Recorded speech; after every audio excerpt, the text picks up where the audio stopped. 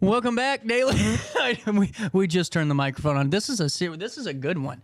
You had a lot of people talking about this one, Lacy. Oh, good. Did I? Yeah, it was a highly read article, and Yay. This is really cool. You've been writing, and folks, if you're kind of a little bit bummed that I took us out of the press conference, I wanted to make sure we got the mayor's statement out there. There's another simulcast on RiverBender, an additional stream where you can watch that in its entirety live with all the questions, but we have a little bit of business to do today, so after the mayor's statement, we decided to move on to Lacy and keep our show going on a Wednesday morning, and this was seriously really cool. You wrote about the Jewish community in Alton. And honestly, Lacy, I'll just be, I didn't know that we had such a vibrant community. Yeah, I learned a lot too. I knew that there had been, the Temple Israel had been here for a period of time, but I didn't know when it started, and I didn't know a lot of the history of the different locations that they were in. So this was really interesting for me.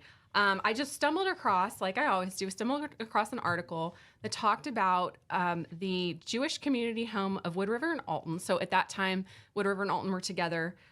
They were having a fundraising picnic at Rock Spring Park on August 3rd, 1924. So perfect for my 100 years ago. So I started looking a little bit more, and they started raising money for they weren't sure if they were going to build or buy a building, but started raising money officially on New Year's Eve, 1923, when the Jewish Community Home and Synagogue, which was the first version of the name, threw a ball and had an 8-piece orchestra. 450 people came to it. And so they started raising money at the very end of 1923 and then into 1924. And 1924 is when they actually bought a building. Wow. Yes. So I'm looking on here too. What's this about the Wesley Street Church? Just so I have a little bit of information on this. Okay, so this was one of those both. A lot of times when you're doing research, things are shocking and not shocking at all. Like you read something and you're like, so it's the initial gunshot, yes, the shock, and then it's like, yes, okay. So here's where I got to that. So what the Jewish Community Home and Synagogue ended up doing was buying one of the Methodist churches. So at the time, there were 2 Methodist churches, one in Upper Alton on Wesley Street and one in Alton on Washington Avenue, and they were merging. And I found an article about how the Jewish Community Home was going to be buying the building on Washington Avenue. Okay, great. Started doing some more research. I initially thought, okay, they were merging, so they sold one building and kept the other. No, they sold both buildings. The one on Wesley, they sold to the Ku Klux Klan. Was that a faux pas? That was the gunshot. I was like, what? And then I started thinking about that time period and what else was going on. And I found an article. They actually sold the building to the Ku Klux Klan first, and then the second one to... See, that's where I'm like, it's not the fact that we had the Ku Klux Klan here, because, I mean, we did. It was just something you got to live with, and we do, and we move forward. But this is interesting. The fact that they would, I mean, obviously, to me, it's the fact that Ku Klux Klan would do business in that way either, and even buy a building from the Jewish community. Oh, they bought from the Methodists. Oh, the Methodists. The Methodists. Oh, the okay. Methodists. I'm like, whoa. Okay, No. okay. Sorry, no, that was not on a rumor me. I want to start. No, so it wasn't that. No, the Methodists were building a new building on Main Street, which became Main Street Methodist. Okay. In order to raise money for that, they sold their 2 buildings that they were merging. Okay. So one of them, the first one, they sold to the Ku Klux Klan, and then the second one they sold to the Jewish community. Okay, now it makes sense, because I was like, man, that would have been a real article back in the day. Right, but then I was talking to one of my coworkers about this, and to be in those conversations when they were deciding what to do, because was it... who was being influenced in what sort of way. Yeah. And I found an article about the Ku Klux Klan right after they bought the building, talking about how they were going to have to expand even further because it only held 200 people, and they had a membership, that said the largest membership of any fraternal society in the city of Alton, which, if correct, would put it over the 1,000 mark in membership in 1924. I don't know if that is a real number or if that was just the representative because a lot of what the Ku Klux Klan was doing was just instilling fear with the anonymity, with the, anyone could be a member sort of thing. Yeah. So I don't know if that's a real number, but I do know that they purchased a church to have as their headquarters. But see, even then, I don't understand how they could purchase a church. You know what I was saying? What do you mean? Weren't they against like Catholics and Jewish people and everything else too? Well, they weren't against Methodists. Is that the only one that they weren't? No, against? but I mean, Because my point is, it just is weird because I always thought that they hated Catholics and hated, Jews and hated everybody. yes, but I know that there were ties to Gotcha. the Ku Klux Klan from other organizations in the area. That's something we're going to do more work on. I'd like to have a compilation in the library of newspaper articles about this kind of thing, so we can. I don't want to start naming names right now, but I think that once you start looking, there are going to be some prominent names, and mainstream Christian churches did have some. I'm not making any sort of blanket statements right now, but there were churches in Alton that had ties to the members, not the church itself, but that members had ties to the Ku Klux Klan. Well, I'm sure that honestly isn't surprising to me. It's just what it is, though, is just this building thing. Honestly, Right? I mean, I just can't understand. Right. Because honestly, too, I mean, it's not 1800s, but in 1925, was there some type of public, thought on maybe the Ku Klux Klan are bad people? No, that's when they were really getting. Really? Yes, because Birth of a Nation had just come out. Oh, okay. And that was this huge, I don't even want to say resurgence. That was when it all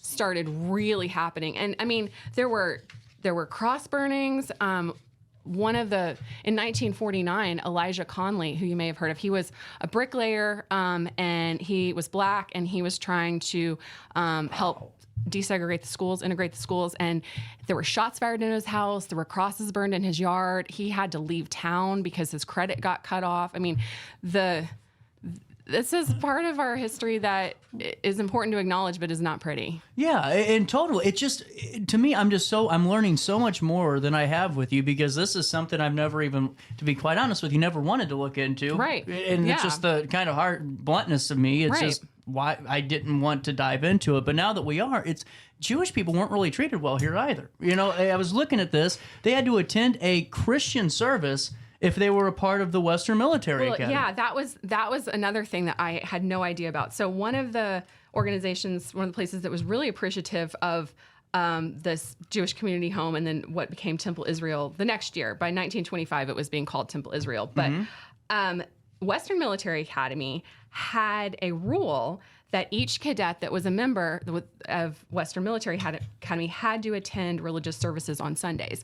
So before Temple Israel existed, cadets just had to pick a different church. I assume they would just go with a friend or someone to a different church. And so they were essentially being forced to participate in religious services that were not their own religion. And so when Temple Israel came into being, those Jewish cadets were able to attend their own services. They were? Yeah. Okay, and so their cool. families were very appreciative. And so it's really interesting too, because a lot of the early services have a lot of, like, they had a very patriotic theme for a lot of the services, and they made sure to, like, the flag was there. It was really, really interesting, because I didn't know that those two things dovetailed in that way.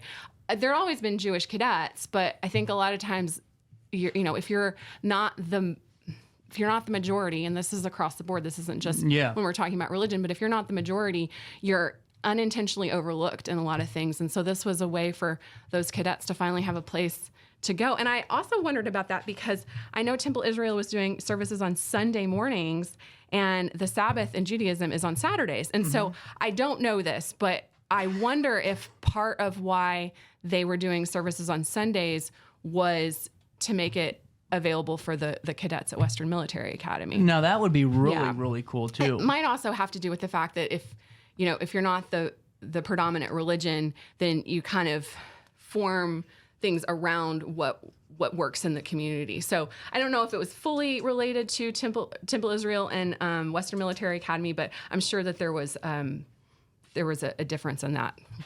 And this is just me thinking out loud here.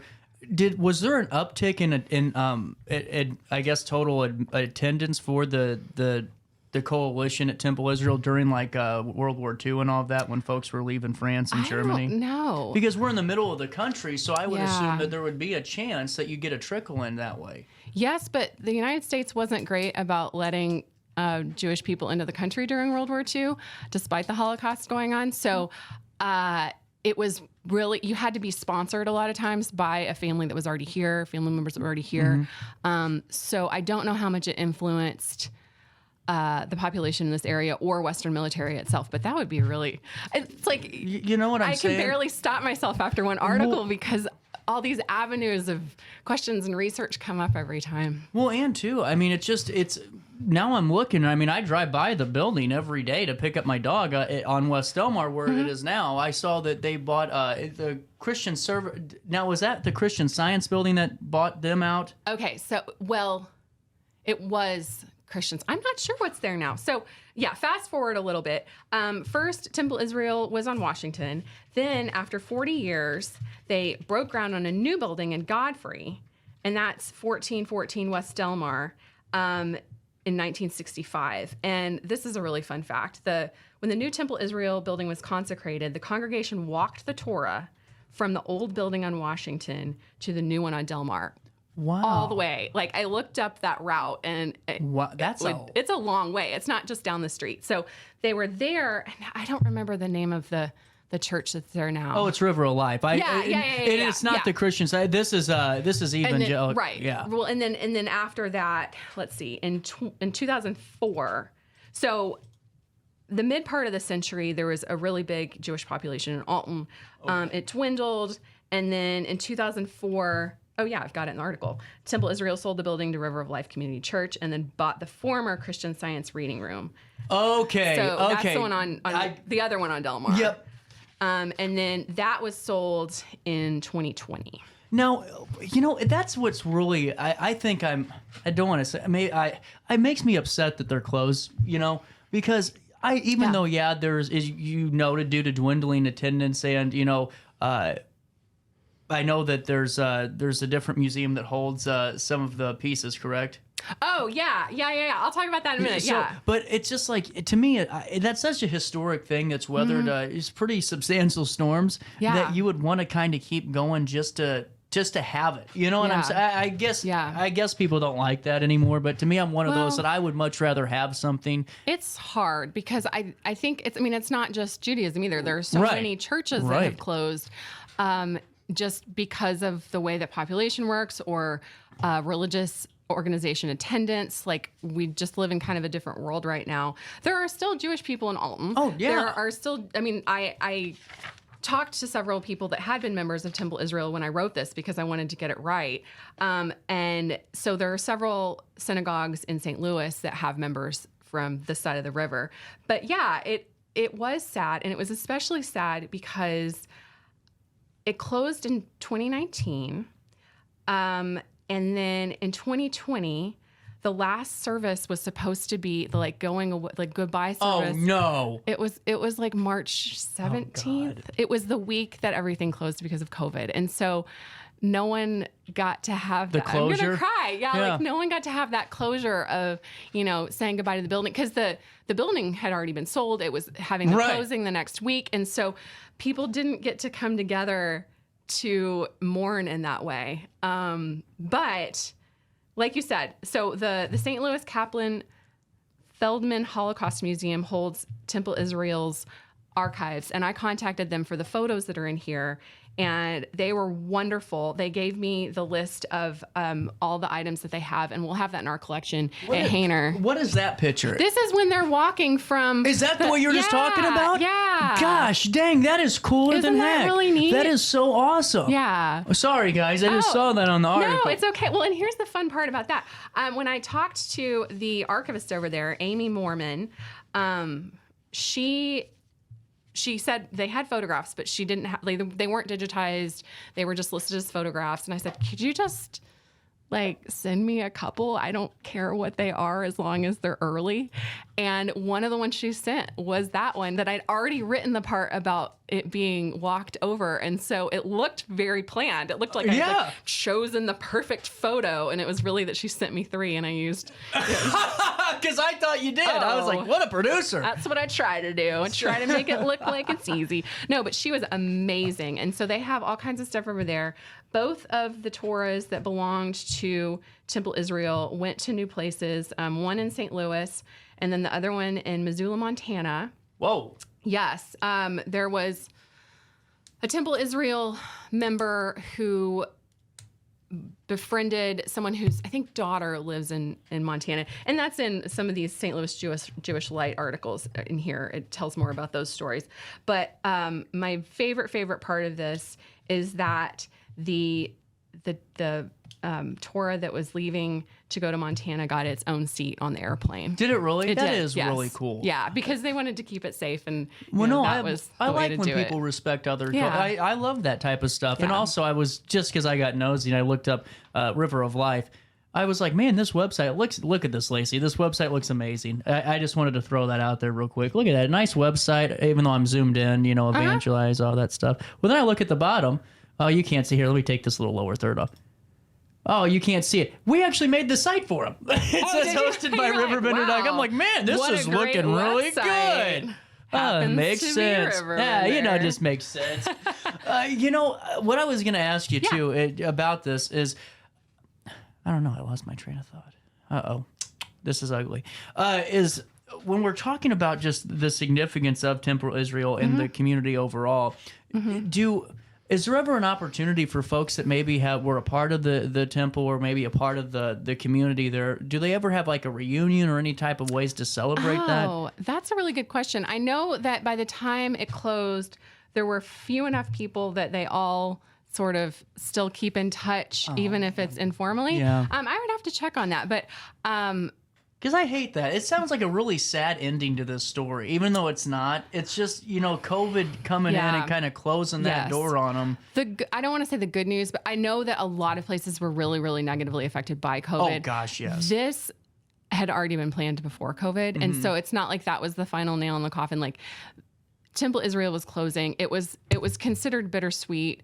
And another like sort of touching thing about it is that I think that the temple in Montana like inherited the list of the deceased members of Temple Israel and added it to theirs. And so every week you mention all the people that that's the anniversary of their death and like say special prayers related to that. And so the people that were here and went to Temple Israel and died in Alton will still be remembered forever from now on. Yes. That's really cool. So it is really sad. This was a hard one to write, but also like getting to see things being remembered and passed on. And again, it's not that the people are no longer involved in Judaism. It's that Temple Israel itself is not here. And so I think it's important for us to like remember Temple Israel and what an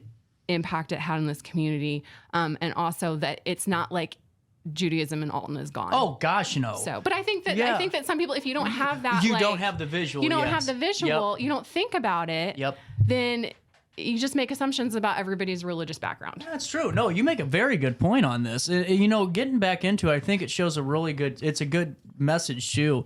Because, they had to work for this. This wasn't like, oh, well, we had a rich member that just gave us $2 million and we built all this stuff. I mean, they're throwing outside fundraisers. And I'm sure there were donations from internal members. Right. But this was seriously out of this pure passion and the need to do it, that they're putting on outdoor events and they're trying to subdue these things and fundraise for the church. You know what?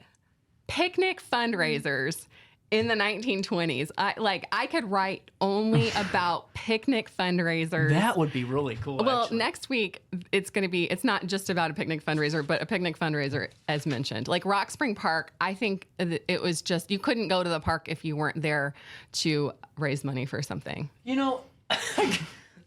I can only imagine how cynical these picnic fundraisers got. You know, Just want to come and eat my fried chicken. I have to give money to something. you know, they have like their little like envelope pinned to them. Just take it and run. Don't even ask me. Just grab and go.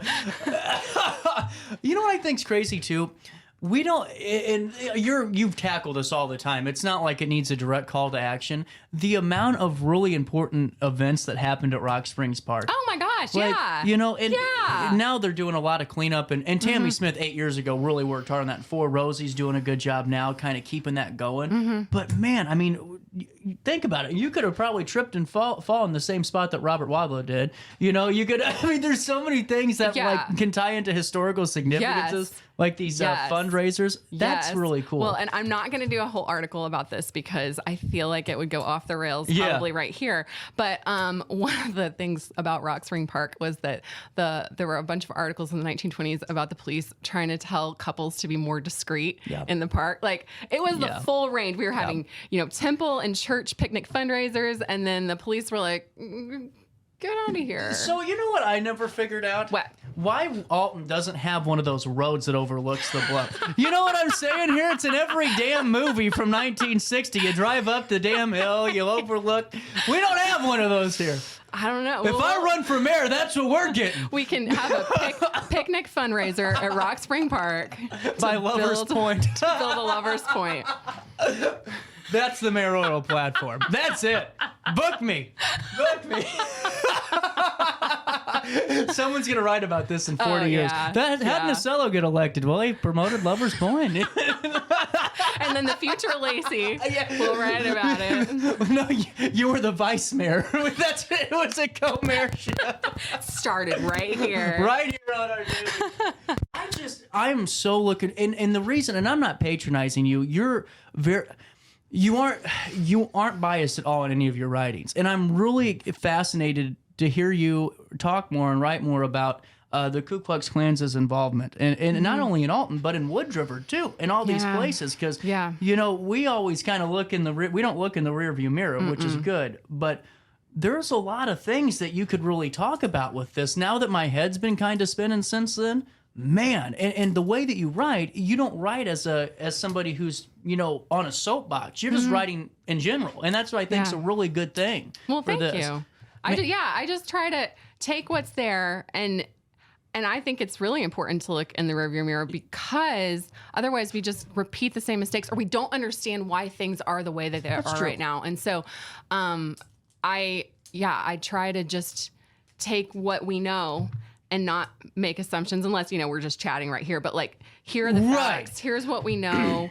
And to just because I think they speak for themselves. I don't have to say, the Ku Klux Klan was horrible. Well, that's the problem. I can just show you what was happening. And then it's obvious from what's there. Well, and that's the problem with writing today is we're all treated like 4-year-olds, where it's like we have to be told that was bad, and then you get mad while you're reading it because you're like, I understand it's bad. Quit driving it down my throat. You don't do that in any of your writing. I think it's very important because it lets the individual, make their own interpretation. Now, granted, I can't control your interpretation, but I just hope to dear God it ain't the interpretation that I don't want it to be. You know what I'm saying? So, what was the most compelling part of this piece for you? Because it seems like this one really took something out, not out of you, but just it was a lot of balancing in this one. It was a lot of balancing. I think it was really, really hard not to go down the Ku Klux Klan path when I learned that. I wanted to do was just read and it seems like it fired that. You up a little bit. It did because I know, we know, but just seeing and the article itself that they wrote about buying the Wesley Church, it was just so smug. It was very like we have the highest number in Alton, and we're gonna have to build more because we just don't have enough room for our members. We're not gonna say who we are or what our names are. It's just gonna be a representative. But like, it really bothers me. No, I get it. And so the hardest part, well, that's not even the hardest part, but that was a really hard part. I also, a lot of times in my articles, I'll just pull something from like the Library of Congress prints and photographs website, because we have full rights to those. So like, it doesn't have to be specific to Alton. It can just be like strawberries that were grown somewhere. It doesn't have to be like the strawberries that were grown in Alton. You know, I mean, I can be a little bit more fluid about it. And with this, I didn't want to just have like pictures of stained glass in a temple. Like, I wanted the pictures to be Temple Israel. I didn't want to. Yeah, I get you. Okay. Like, you didn't want to generalize I didn't want to. Yeah. Yes. I didn't want to generalize. Sometimes I'm fine with generalizing. Next week's article is about driving in Alton, and That's the cars. different. Yeah. The cars are not cars that But were ever these in are Alton. someone's this family This members. is someone's. Yes, and it's like, this is our history. All of it. Right. And so I just wanted to really. Well, no, I'd be pissed at you if I was related to some of these folks and then I see a generic picture of a temple somewhere. And I'm like, no, whoa. it wouldn't be appropriate. Yeah. And so I was never going to do that, but it just wasn't going to have photos, and I hated that, because that's part of what draws people in. And so Amy, the archivist over there, she was going on vacation, and the next day, I know, Big shout out to Amy. And she digitized these photos to get to me for the article. Like, I'm sure she had a whole bunch of other stuff to do, and she made it a point to get these to me. And so it's that, like, I just feel like this wasn't just about me. I sent it to Carol Solomon after it was written, who wrote the St. Louis Jewish Light articles. Like, I had a lot of people that I just wanted to make it very special. Special, Yeah. yeah. So Lacy, you did a wonderful job. Thank you. And what people don't know is that Lacy getting fired up towards the end, that's how fired up I was before the segment started. You should have seen me coming in fired up. I don't think my pompadour has not moved that much in years, Lacy.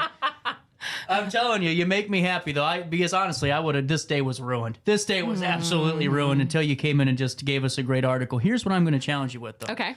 I want to learn more about the mafia's involvement in Alton. Ooh. Because we all know about Ladio and Domino and all that, because, you know, well, we do. Let's talk about it, and let's get these people talking on Riverbender. I'm telling you, good piece. Well, yeah, especially about Prohibition and the Mafia, and there was a lot going on with that. You know.